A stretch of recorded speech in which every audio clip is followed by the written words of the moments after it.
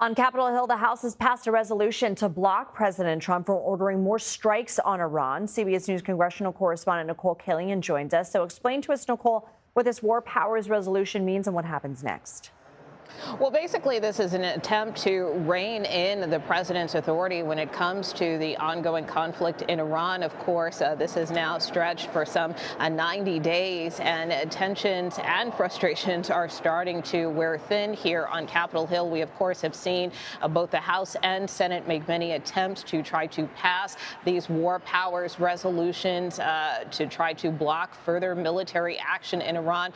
In most instances, they have been unsuccessful. So this is really the first time we have seen the House successfully pass this type of resolution. A short time ago, we saw a statement from House Minority Leader Hakeem Jeffries, who said this was an attempt to stand up for the American people. Obviously, we know that public opinion has varied with respect to the war in Iran, particularly the impact on gas prices here at home. So this is part of why we saw Democrats try to force this issue, and we did see at least 4 Republicans cross over in support with Democrats. This resolution ultimately passing 215 to 208 this evening. Lindsay. Also on Capitol Hill today, Homeland Security Secretary Mark Wayne Mullen faced criticism over removing Customs and Border agents from airports last week, but now he's doubling down.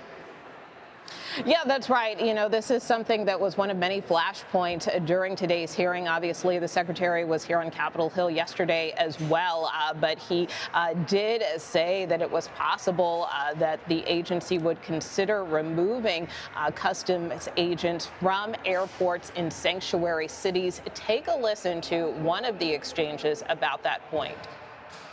It wasn't punishing sanctuary cities. It was sanctuary cities refusing to allow local and state enforcement officers to respond when we called.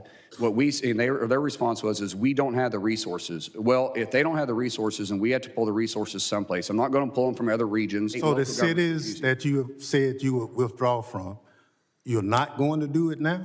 No, I did not say that. I said as long as they're willing to cooperate with us. When they say they can't respond, local and state officials, because they don't have the resources, then I have to get the resources from someplace. And I pull my officers as a whole through DHS.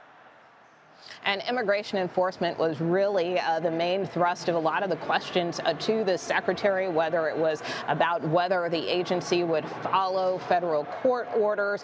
Also, the secretary was pressed on continued immigration enforcement tactics and training. Of course, this all comes as the Senate is now poised to move forward with a major funding package to provide billions of additional dollars to ICE and Border Patrol. Those votes set both in the Senate and House later this week.